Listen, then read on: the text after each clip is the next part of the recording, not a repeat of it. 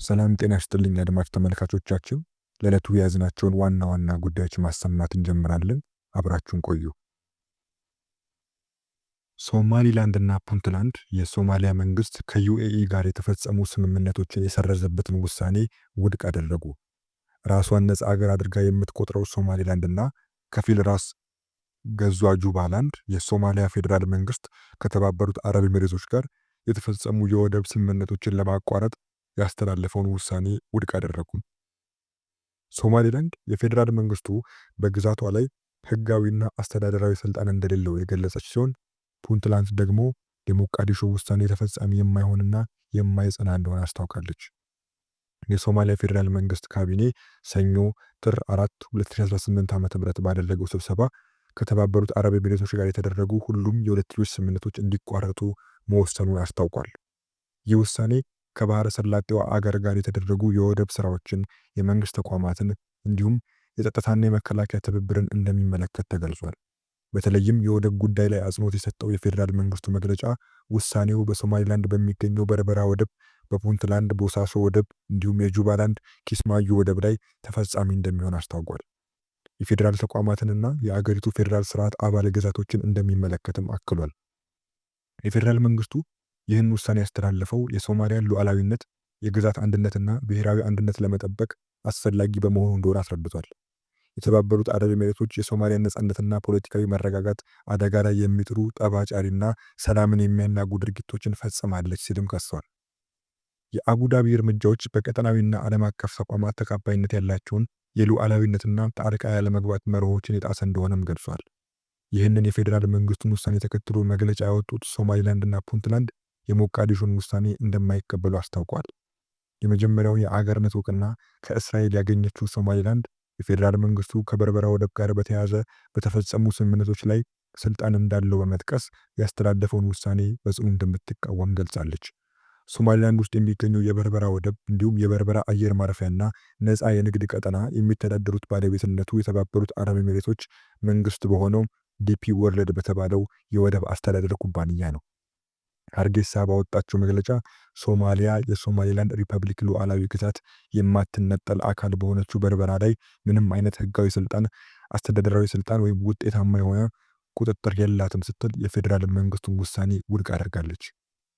የሶማሊያ መንግስት የስምምነቶቹ ተዋዋይ ወገን ወይም ዋስ እንዳልሆነች የገለጸችው ሶማሊላንድ ከዚህም የተነሳ ውሎቹን ለማገድ፣ ለማሻሻል ወይም በሌላ መልኩ ተጽዕኖ ለማሳደር የሚያስችል ምንም አይነት ህጋዊ መብት እንደሌላት አስረድቷል። በሶማሊላንድ ሪፐብሊክና በተባበሩት አረብ ኤሚሬቶች መካከል የተደረጉ ሁሉም ስምምነቶች ህጋዊ፣ ጸንተው የሚኖሩና ሙሉ በሙሉ አስገዳጅ ናቸው ስትልም አቋሟን ገልጻለች። ራስ ገዝ መሆኗን ያወጀችው ፑንትላንድን ባወጣችው መግለጫ ተመሳሳይ አቋም አንጸባርቃለች። ፑንትላንድ የሞቃዲሾን ውሳኔ የተቃወመችው የራሷንና የሶማሊያን ፌዴራል ህገ መንግስቶች በመጥቀስ ነው። በህገ መንግስቶቹ መሰረት ፑንትላንድ ውስጥ ከሚንቀሳቀሱ ኩባንያዎችና ወዳጅ አገራት ጋር የተደረጉ የልማትና የደህንነት ስምምነቶችን የመጠበቅ፣ የመሰረዝና የመለወጥ ስልጣን የግዛቲቱ መንግስት እንደሆነ አስታውቃለች። በዚህ ምክንያት የሶማሊያ ፌዴራል መንግስት የቦሳሶ ወደብ ልማት ፕሮጀክት እንዲሁም በፑንትላንድና በተባበሩት አረብ ኤሚሬቶች መካከል የተደረገው የደህንነት ትብብር ስምምነት ለመሰረዝ ያስተላለፈው ውሳኔ ተፈጻሚ የማይሆንና የማይጸና እንደሆነ የፑንትላንድ መንግስት ገልጿል። የፑንትላንድ መንግስት በዚህ መግለጫው የፕሬዝዳንት ሐሰን ሼክ መሐሙድ አስተዳደር የሶማሊያ ህዝብን ለመከፋፈልና ግጭት ለመፍጠር እየሰራ ነው በማለት ከሷል። ፕሬዝዳንት ሐሰን ሼክ መሐሙድ ሶማሊያውያን በሀገሪቱ ወሳኝ ጉዳዮች ላይ እንዳይመካከሩ እያደረጉ እንደሆነ በማንሳትም ወቅሷል። የፕሬዝዳንቱ አስተዳደር በህገወጥ መንገድ ህገ መንግስቱን በብቸኝነት ካሻሻሉበት ከአውሮፓውያኑ 2023 መጀመሪያ አንስቶ ፑንትላንድ ከፌዴራል መንግስት ጋር ያላትን ግንኙነት እንዳቋረጠች ገልጿል። ሶማሊያ ውስጥ ስምምነት ላይ የተመሰረተ የተባበረ ሰላማዊ ዴሞክራሲያዊና በፌዴራል ስርዓት ላይ የተገነባ የመንግስት መዋቅር እስኪመሰረት ድረስም በዚህ ውሳኔው እንደሚጸና አስታውቋል። የሶማሊያ ፌዴራል መንግስት ያስተላለፈው ውሳኔ በፑንትላንድ መንግስት በተባበሩት አረብ ኤሚሬቶችና የቦሳሶ ወደብ ልማትን እያከናወነ ባለው ኩባንያ መካከል ያለውን ትብብር እንደማይጎዳው በመግለጫው አስፍሯል። የብሔራዊ መረጃና ደህንነት ዳይሬክተር ሬድዋን ሁሴን ሞቃዲሾን ጎበኙ። የኢትዮጵያ ብሔራዊ መረጃና ደህንነት አገልግሎት ዋና ዳይሬክተር ሬድዋን ሁሴን ማክሰኞ ሞቃዲሾን መጎብኘታቸው ተዘግቧል። ሬድዋን ከሶማሊያው ፕሬዝዳንት ሐሰን ሼክ መሐሙድ ጋር ዝግ ስብሰባ ማካሄዳቸውን የቢቢሲ የሶማሊኛ ቋንቋ አገልግሎት ዘግቧል። የሁለቱ ባለሥልጣናት ውይይት ምን እንደሆነ ባይታወቅም ከጠቅላይ ሚኒስትር ዶክተር አብይ አህመድ መልእክት ይዘው እንደተጓዙና በቀጠናው እየታዩ ያሉ ለውጦች ላይ ያተኮረ እንደሆነ ተነግሯል። ጠቅላይ ሚኒስትር አብይ ባለፈው እሁድ ወደ ጅቡቲ አቅንተው ከፕሬዝዳንት እስማኤል ኦማር ጉሌህ ጋር መወያየታቸው ይታወሳል። አብይ በኤክስ ገጻቸው ውይይታችን በጂኦ ፖለቲካዊ ለውጦች፣ በቀጠናዊ ሰላምና ጸጥታ እንዲሁም በሁለትዮሽ ትብብር ላይ ያተኮረ ነው ሲሉ ጽፈው ነበር። እስራኤል ለራስ ገዟ ሶማሊላንድ የሰጠችውን የአገርነት እውቅናን ተከትሎ ሶማሊያ ቁጣዋን የገለጸች ሲሆን በአፍሪካ ቀንድም ውጥረት ሰፍኗል።